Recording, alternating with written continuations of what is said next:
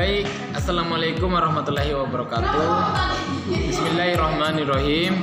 Salatu wassalamu ala asrafil anbiya wal mursalin wa ala alihi wa sahbihi ajma'in, amma ba'du. Pertama-tama, sebagai insan yang bertuan, sebagai insan yang bertakwa, sepatutnya kita panjatkan puja dan puji syukur kita atas kehadirat Allah Subhanahu wa taala yang senantiasa memberikan rahmat dan hidayahnya kepada kita sehingga kita masih berkumpul di tempat yang sederhana ini guna melakukan suatu rutinitas kita sebagai mahasiswa. Tak lupa selalu kita laturkan salawat serta salam kepada junjungan Nabi besar kita Nabi Allah Muhammad SAW yang telah mengulungkan tiga tikar kejalian dan membentangkan sejarah-sejarah keislamian sehingga kita dapat merasakan manisnya iman dan Islam sampai saat ini. Nah, sebelum masuk kepada pemateri, alangkah lebih baiknya saya memperkenalkan terlebih dahulu. Saya Fedun Nurdin selaku moderator dan pemateri pertama dan Nila Sari sebagai pemateri kedua. Oke, tanpa memperpanjang waktu, marilah sama-sama kita menyimak materi yang dipaparkan oleh kelompok kami, yaitu konstitualisme. Dalam Kamus Besar Bahasa Indonesia, konstitusi merupakan segala ketentuan dan aturan tentang ketatanegaraan, undang-undang dasar dan sebagainya. Undang-undang dasar menurut Kamus Besar Bahasa Indonesia adalah undang-undang yang menjadi dasar semua undang-undang dan peraturan lain dalam suatu negara yang mengatur bentuk sistem pemerintahan,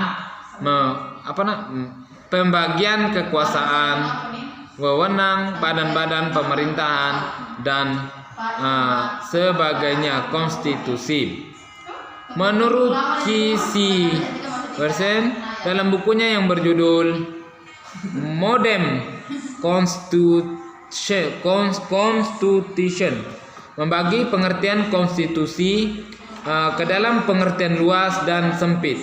Konstitusi dalam arti luas menurut Kisi Versen adalah suatu sistem pemerintahan negara dan himpunan norma-norma mendasari dan mengatur suatu pemerintahan.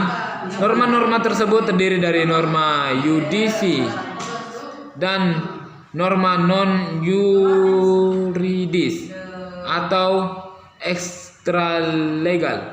Pengertian konstitusi dalam arti sempit menurut Ware adalah kumpulan peraturan yang legal dalam ketatanegaraan suatu negara yang terhimpun dalam dokumen atau beberapa yang saling terkait. Fungsi konstitusi.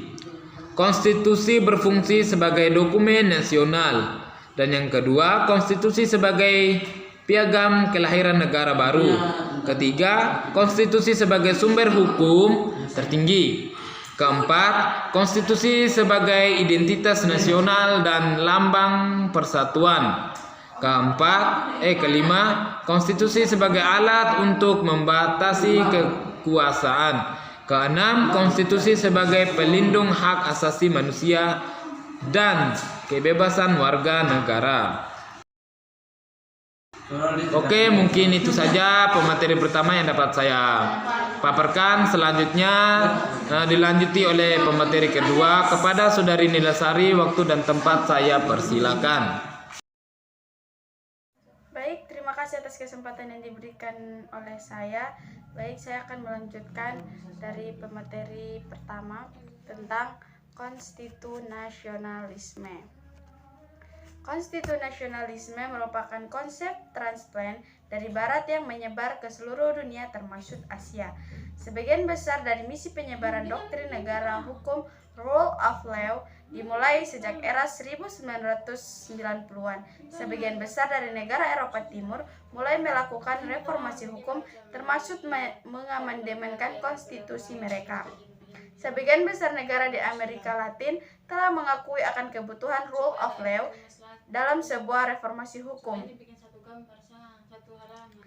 dan mulai melakukan langkah-langkah menuju rule of law. Di Asia, Konstitusionalisme merupakan bagian dari paket reformasi hukum untuk mendukung keberhasilan reformasi hukum yang berkaitan dengan investasi dan ekonomi pasar.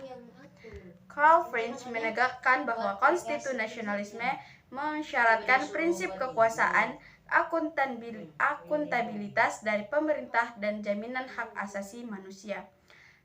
Charles Howard dalam kesimpulannya menyatakan bahwa konstitusionalisme mempunyai esensi yang khusus, merupakan pembatasan terhadap pemerintahan, antites dari kewenangan-kewenangan dan kebalikan dari despotisme.